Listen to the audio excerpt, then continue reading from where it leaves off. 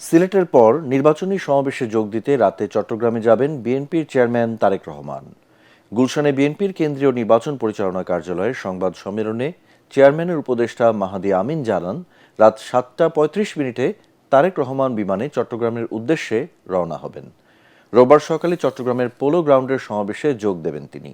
এরপর ফেনী, কুমিল্লা, দাউদকান্দি ও নারায়ণগঞ্জের সমাবেশে অংশ নেবেন বিএনপি চেয়ারম্যান। এ সময় বিএনপির সাথে ভারতের চুক্তি হয়েছে। জামায়াতে ইসলামীর নায়েবে আমির আবদুল্লাহ মোহাম্মদ তাহেরের অভিযোগ রাজনৈতিক অপপ্রচার বলে মন্তব্য করে মাহাদি আমিন বলেন, এ তথ্যের ন্যূনতম বাস্তবতা নেই। এদিকে তারেক রহমানের বিরুদ্ধে আচরণবিধি লঙ্ঘনের মিথ্যা অভিযোগ করেছে এনসিপি। এটা তাদের নির্বাচনী প্রচারণার অংশ বলেও মন্তব্য করেছেন বিএনপির সিনিয়র যুগ্ম মহাসচিব রুহুল কবির রিজভী। আরাফাত রহমান কোকোর মৃত্যুবার্ষিকী উপলক্ষে রাজধানীর বনানী কবরস্থানে তার কবর জিয়ারত শেষে তিনি কথা বলেন।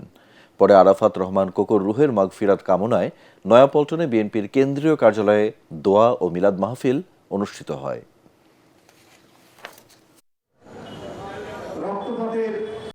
ভারতের সাথে বিএনপির চুক্তির বিষয়ে যেসব কথা বলা হচ্ছে তা সম্পূর্ণরূপে অপপ্রচার।